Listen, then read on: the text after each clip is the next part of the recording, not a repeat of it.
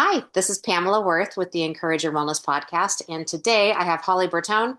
She is a former FBI Chief of Staff for Counterintelligence turned certified holistic health coach. She spent 20 years in high stakes government roles where she managed major operations while navigating intense pressure.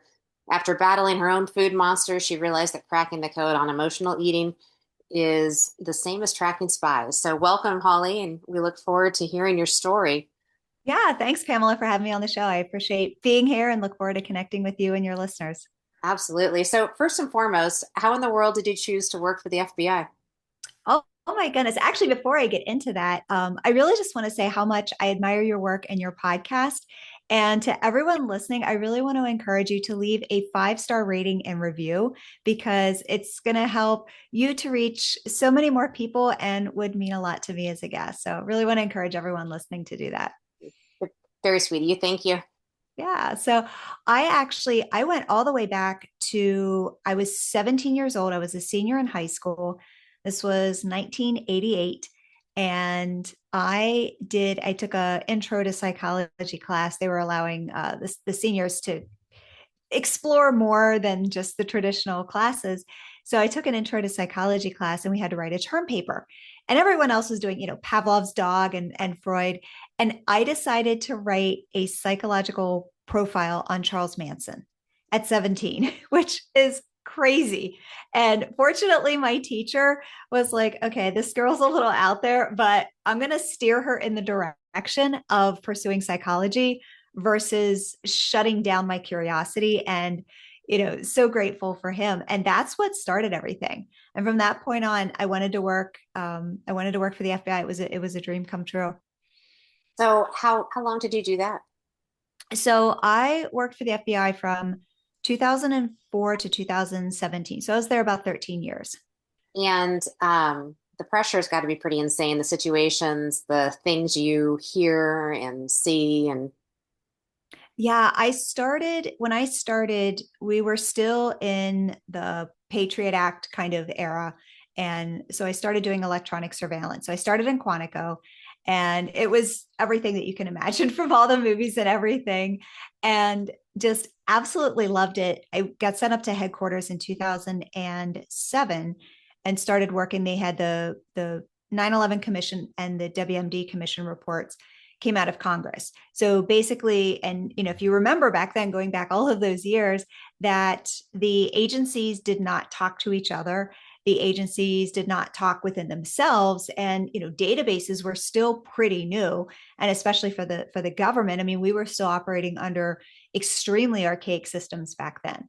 So part of my responsibility in project management was to take the recommendations from the WMD Commission report and the 9/11 Commission report and stand up those national security offices. So I helped get the Weapons of Mass Destruction Directorate established, and I was still a contractor at the time. And they, I guess, were pretty impressed with what I did. They opened up the GS-15 billet and brought me on as the chief of staff for counterintelligence's program management office. So we oversaw basically all of the trend analysis, all of the data analysis, all of the pattern analysis for the FBI's counterintelligence entire division. So all the threats, all the field offices.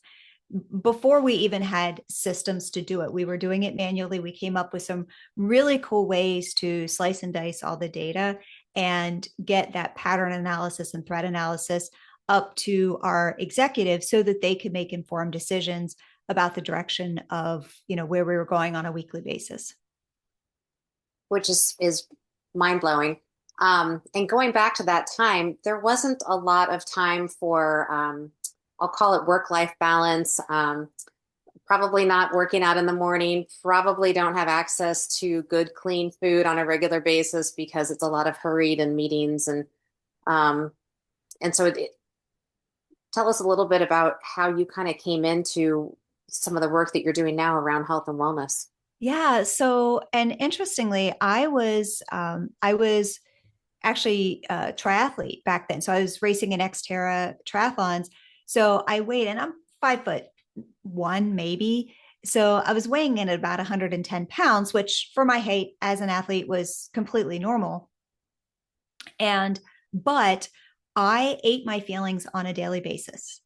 And there was a time in my life years prior where I weighed 150 pounds and, just ate nothing but processed food, junk food, pizza, ice cream, chips, French fries, chocolate, candy. I mean, Reese's cup, M&Ms. When I was at the FBI, I would dump the M&Ms out of my desk, speed eat them as fast as I could, and do work at the same time, like as fast as I could. Like it was such a high stress, high pressure environment. But I think one of the important things to really share is that it's not about your weight. I mean, I ate the same amount of processed junk food when I was 150 pounds and when I was 110 pounds. And, beyond the scope of this conversation, but the reason that I actually resigned was I was diagnosed with breast cancer and then subsequently an autoimmune disease.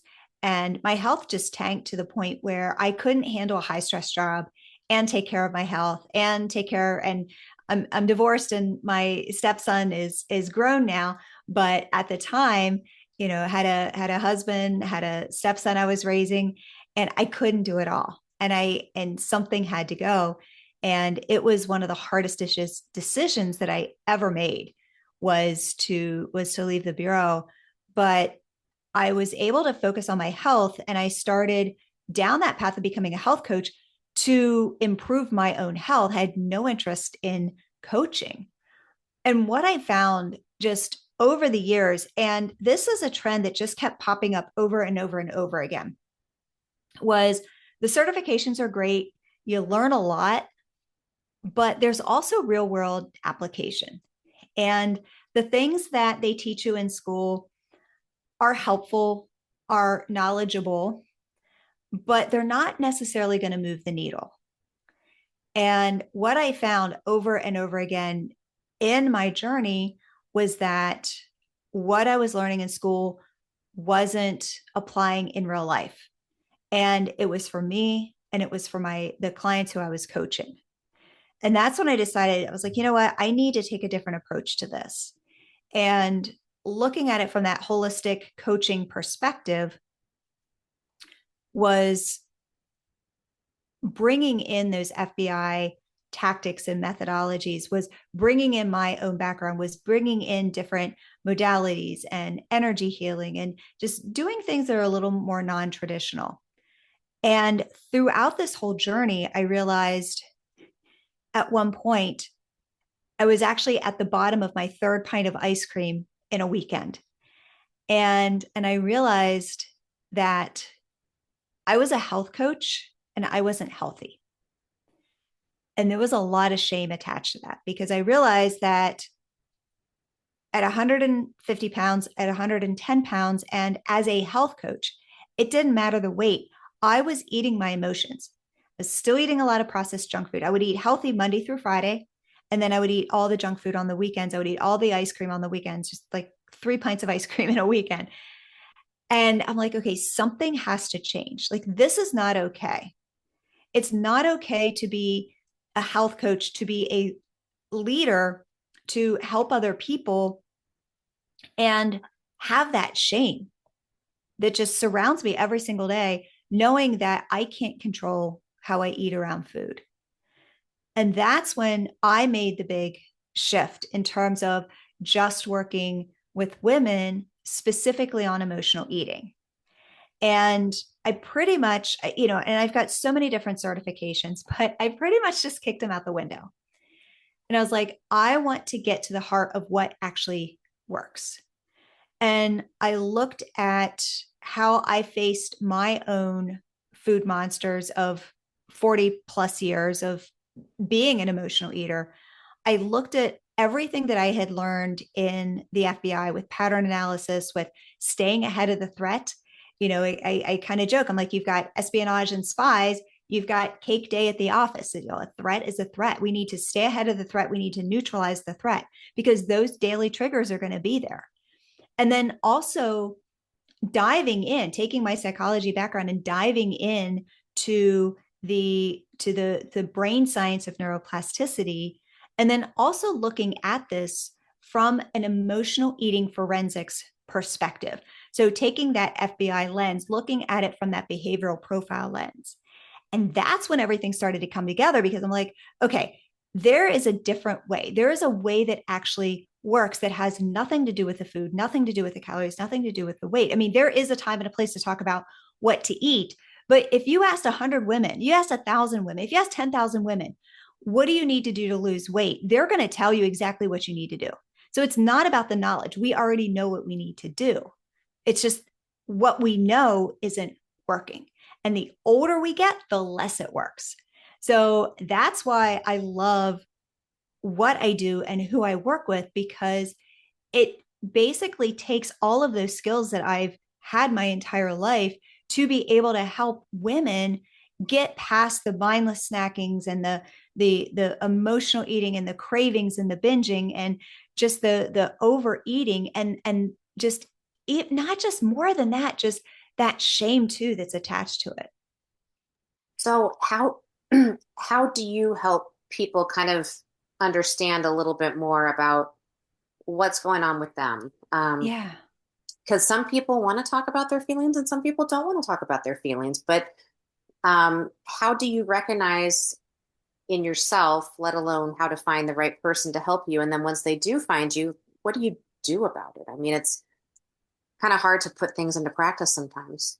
Yeah, and I like to say awareness is really the biggest thing, but I think so often we get so tripped up over the three things that everyone tells us to do. They tell us that it should be everything in moderation. They tell us that it's supposed to be intuitive, mindful eating, and then they tell us that we're supposed to have willpower. Well, I can tell you from 40 years experience, none of that worked for me. I can tell you from the clients who I work with, none of that works for them. When you are on the other side of emotional eating, when you have control over it, when you have a grasp on it, yeah, then those things work. But when you're still in the thick of it, when you're still dealing with all of that food noise, none of this is going to work. And then we feel bad about ourselves. We're like, what's wrong with me? But what it actually is, their researchers at MIT, they found an interesting study on cravings. And what they found is that the moment that that craving hits, your brain has about half of a second to make a decision to eat the food. And that's not a lot of time. And then what we're going to do on top of that, we're going to throw dopamine on top of that. And I know everyone's like, oh, dopamine, that's like babies and puppies, the kind of the reward chemical of feeling good and all the things. Well, dopamine is actually an anticipation chemical. So what happens is that let's say you have a hard day at work, you come home, you've got cupcakes on the counter. In that half of a second, your brain is making a decision. I'm going to eat those cupcakes. There are no other options on the table.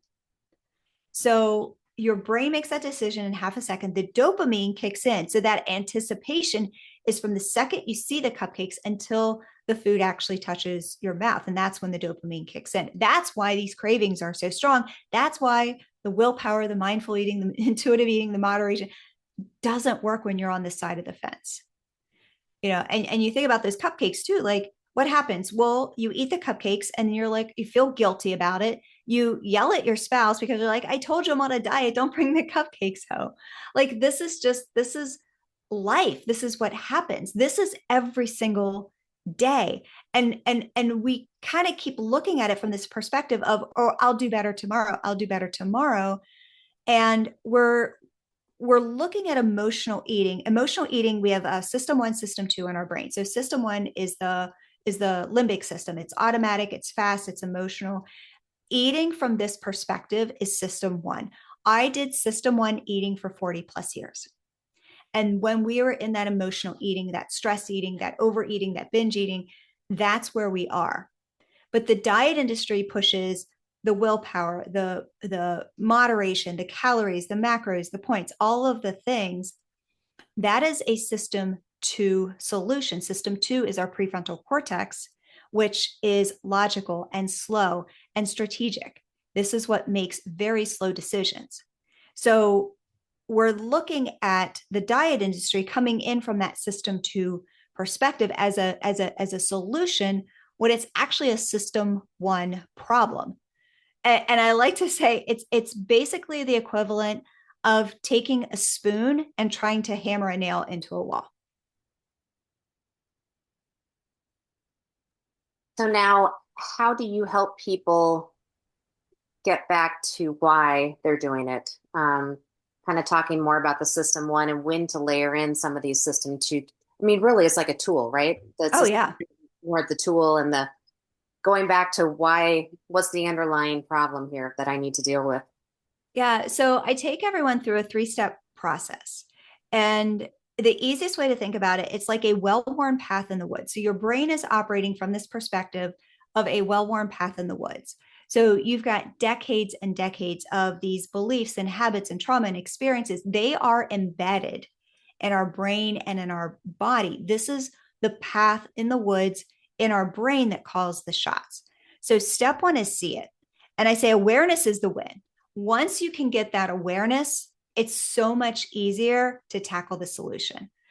So, step one is see it. This is when we actually use these FBI inspired pattern analysis. We're going to uncover the hidden patterns. We're going to uncover the hidden triggers behind the emotional eating because I want someone to understand why they actually reach for food versus let's just throw a system to solution at it. But this is also where we get out the gloves and the work boots. We are creating a new path in the woods. So when you think about going out in the woods, you're creating a new path. Well, there's bushes and thorns, like you're probably going to get, some blood on your arm. There's snakes and spiders and rocks. Like we actually have to go to work to recreate, to create this new path.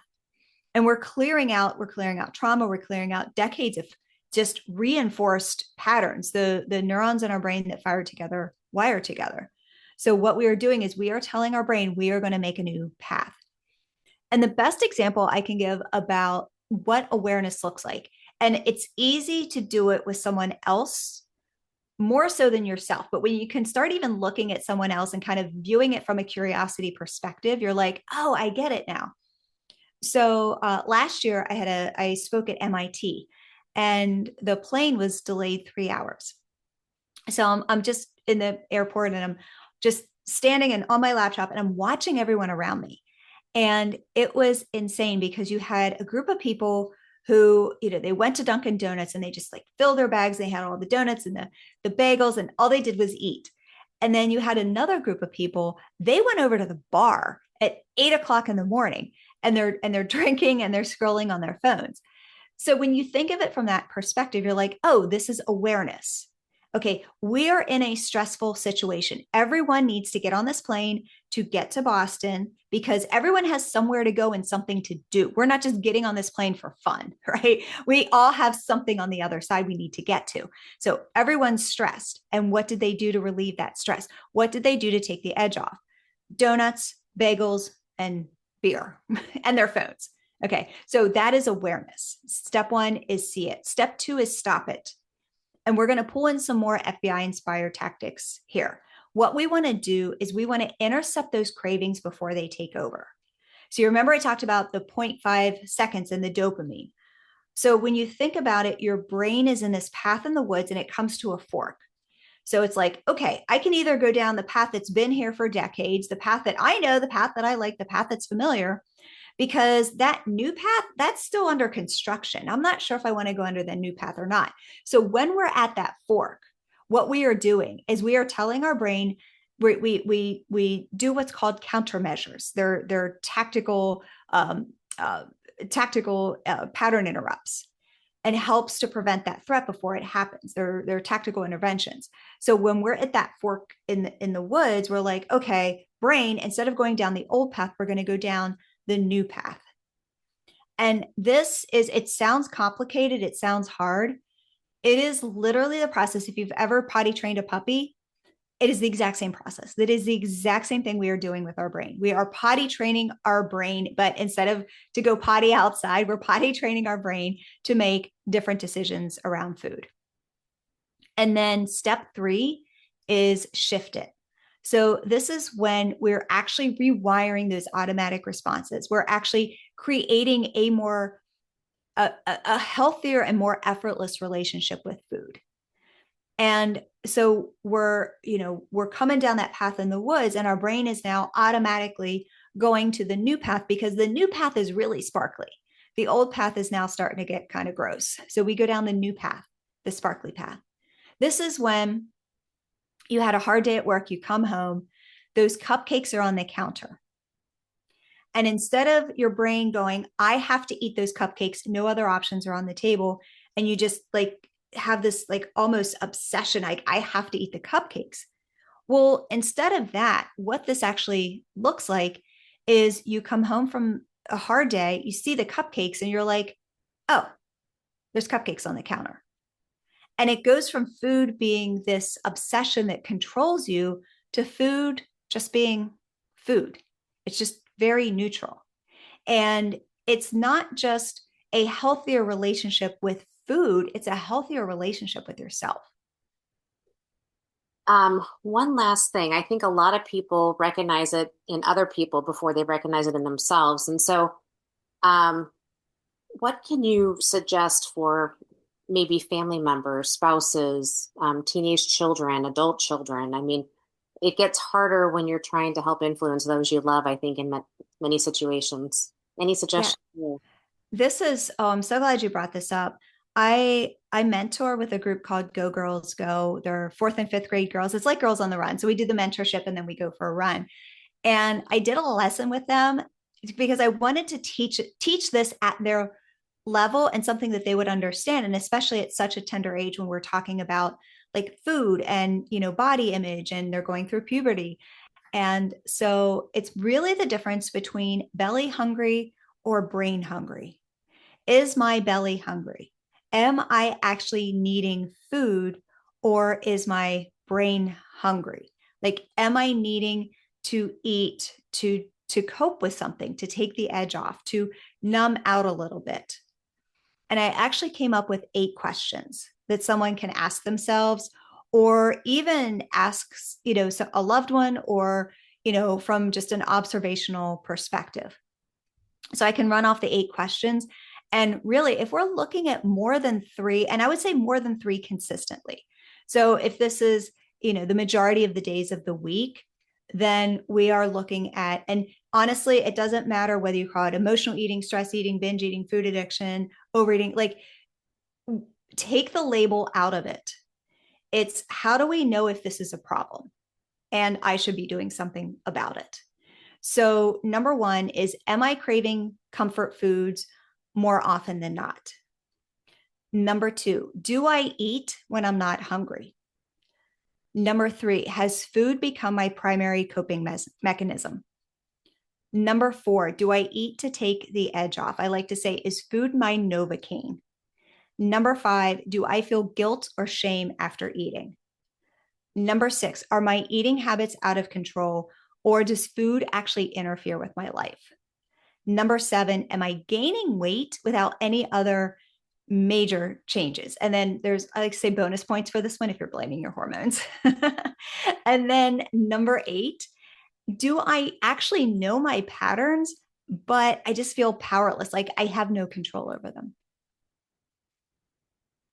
I think those are perfect. Thank you so much. And I really, really appreciate having you on. Where can people find out more about you? And I'll be sure to add, I know you have a bonus gift. I'll be sure to put that in the show notes for people as well. Yeah, absolutely. And thanks, Pamela, so much for having me on the show. And I have a special gift for your audience since they stayed with me until the end of the episode. And first, let me just say who this is for, and then I'll share what it is and where you can get it. So this is for you if you are a high achieving woman who is not in control around food. You're kind of been nodding along this episode. You're like, yeah, I do the stress eating and the mindlessly snacking, and I've got those food cravings and food noise. And it's really cool. It's called the Emotional Eating Tactical Blueprint, and it's got 2 things in it. So the first gift is emotional eating psychological profile. I analyzed 1,791 food cravings, sliced and diced hundreds of data points. So on the other side of this is you get your emotional and stress eating triggers so you can actually understand what's going on behind the scenes. Like it is a full blown psychological profile. And then the second thing is also really cool is I actually reserve this for my clients, but I want to give it to your listeners for free. And it's called the Crime Scene Files Emotional Eating Edition. And this is set up like a true crime style podcast or a CSI TV show. So if you're like get geeked out, love those kind of shows, you're going to get totally geeked out over this. And this is when we actually look at how to intercept those triggers and the behaviors. So if you want the emotional eating tactical blueprint, again, totally free as my thanks for listening, just go to my Instagram. That's where you can connect with me. And it's at holly.bertone, Bertone. It's Bertone. And just DM me the word blueprint, and I will send it over. That's great. Thank you so much, Holly, for being on. I love how you approach this from a smart and scientific way. It's refreshing and actually helps people feel like they can get their hands around something that is many times very difficult to understand and take action on. So thank you. Yeah, thank you. And I really just, my goal is to break the shame because so many women struggle and suffer, and you don't have to do this alone. Thank you so much.